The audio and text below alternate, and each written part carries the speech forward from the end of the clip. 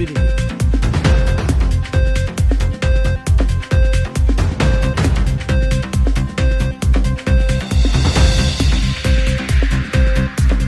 Sri Lanka's budget deficit fell by 73% to 325 billion rupees as the overall economic activities recovered and the monetary stability was maintained, and Sri Lanka also missed the inflation target.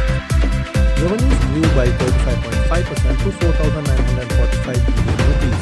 Up to November, there was a current account surplus in the budget, indicating that total revenues were higher than the current spending.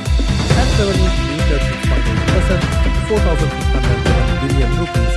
Non-tax revenues grew 8.6% to 334 billion rupees, central bank data showed. Sri Lanka has improved tax administration and hiked rates after a sovereign default triggered by aggressive macroeconomic policy to target potential output during the last currency crisis and heavy foreign borrowings amid forex shortages from rates cuts in 3 earlier crises. Sri Lanka's tourist arrivals hit an all-time high as it reached 154,609 tourists as of December 21, 2025. This was in comparison to 150,563 tourist arrivals in 2024, and despite a slowdown from the effects of Cyclone Dipwa in the first 2 weeks. Sri Lanka's Tourist Hotel Association chief Asoka Hettigoda told Economy Next that the coastal resorts were almost fully booked before Christmas, and the hill country was also getting more tourists and returning to normalcy. Sri Lanka was getting around 10 to 15% more tourists each month in 2025 compared to 2024 when Cyclone Dipwa hit. According to the IMF Mission Chief for Sri Lanka, the Rapid Finance Instrument, which was approved on the 19th of December, has a 3.25-year grace period and is repayable up to 5 years after that. Sri Lanka will have to pay around 3.275% plus and some surcharges for the $206 million loan, according to the IMF Mission Chief. There have been concerns raised in Sri Lanka that the RBI loan is too expensive compared to other commercial borrowings. The surcharges are based on the level of access based on quota and may rise to 200 basis points in some cases. At the moment, Sri Lanka is getting new disbursements from the Extended Fund Facility after the currency crisis and default triggered by 2020 rate cuts, and is steadily repaying the loan taken after the currency crisis triggered by 2015 rate cuts. Now it's time for the corporate highlights.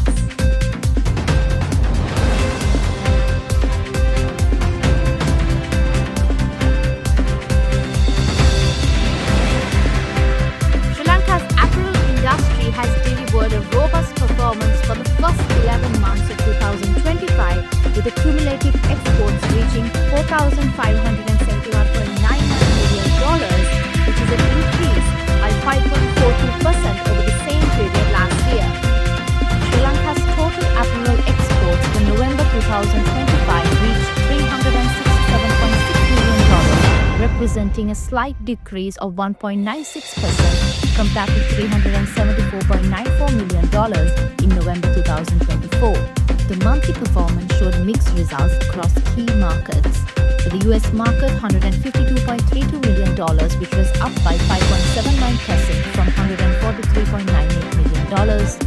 EU market, excluding UK, $119.61 million, which was up by 3.35% from $115.73 million, and for the UK market, $43.63 million, which was down by 13.83% from $50.63 million, and other markets were at $52.04 million, which was down by 19.44% from $64.6 million.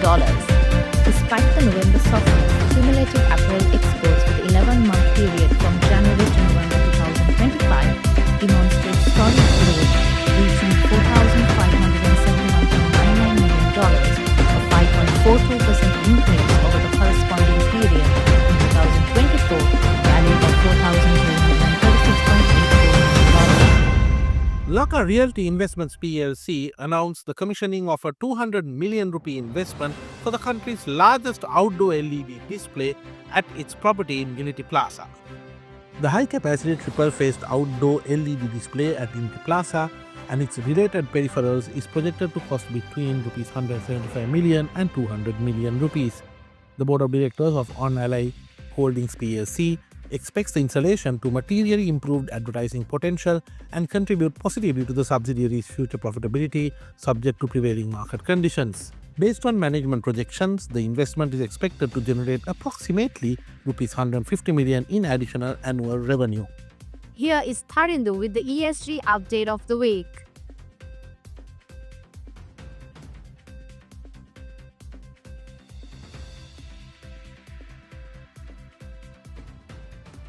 ED Creasy & Co. PLC has announced the investment of 500 million rupees in its subsidiary Dalibut Land Company Limited as a part of the rights issue objectives. The company said the investment was made through the purchase of 2,393,490 ordinary shares of DBCL at a price of Rs 208.9 per share. EBC said the transaction was intended to enable DBCL to settle its short-term interest-bearing borrowings, thereby reducing interest expenses and improving the subsidiary's gearing position. This in turn is expected to enhance profitability and strengthen the group's consolidated balance sheet.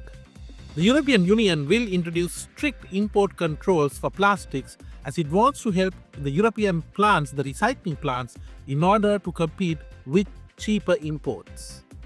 Europe's plastics recycling industry has lost more capacity in 2025 than in any previous year, with low-cost plastic imports and high energy costs driving plant closures in countries including the Netherlands, according to the industry group Plastics Recyclers Europe. A particular concern is that cheap virgin plastics, new material made from raw fossil fuels, rather than recycled plastics made from used materials, is being mislabeled as recycled, putting local recyclers at a disadvantage as their recycled plastics cannot compete on price. Here's Megara with the international update of the week.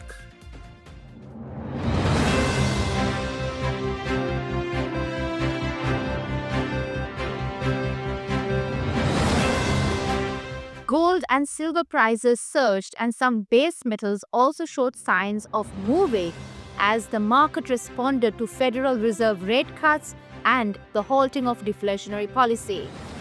Gold hit $4,475 to the ounce, up from $20 when the Fed was created.